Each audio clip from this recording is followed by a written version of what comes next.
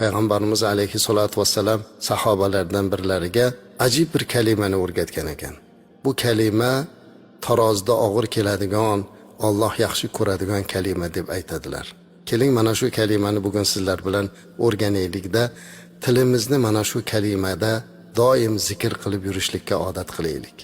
Payg'ambarimiz alayhissalom aytadilarki, kalimatani khafifatani alal lisan, taqilatani fil mizan, habibatani ilar rahman, subhanallohi va bihamdihi, subhanallohil azim. Imom Buxoriy va Muslim rivoyat qilgan. Ya'ni Rasulimiz alayhissalom aytibdilarki, ikkita so'z bor. U tilga yengil, tarozida og'ir, Rahmanga suyukli. Alloh yaxshi ko'radi. Bu qaysi ikkita kalima desa, subhanallohi bihamdihi, subhanallohil azim debdilar. Mana shu ikkala kalima aytilishga juda ham oson. Qarang, subhanallohi va bihamdihi, subhanallohil azim. Subhanalloh degani Allohni har qanday nuqsondan poklab eslamoqlik. Ya'ni Alloh har qanday nuqsondan pok deyapmiz. Va bihamdihi, Alloh taologa hamdlar, shukrlar bilan eslanyapti.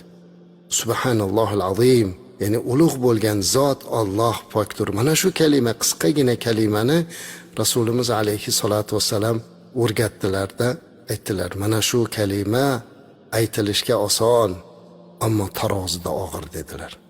Qarang, tashvishimiz bor-ku tarozida og'ir kelsa edi deb. Mana shu kalima taroziga ikki kalima bo'lsa ham juda og'ir bo'lib tushar ekan.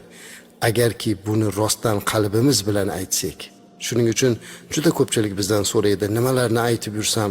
Hozir juda ham duolar to'g'risida kitoblar ham ko'p chiqqan, tavsiyalar ham ko'p, hammasini ham aytishga qiynalamiz, ammo mana shu Rasulimiz alayhisalom o'rgatgan kalima ekan azizlar.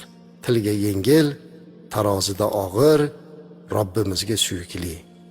Subhanallohi va bihamdihi, subhanallohil azim.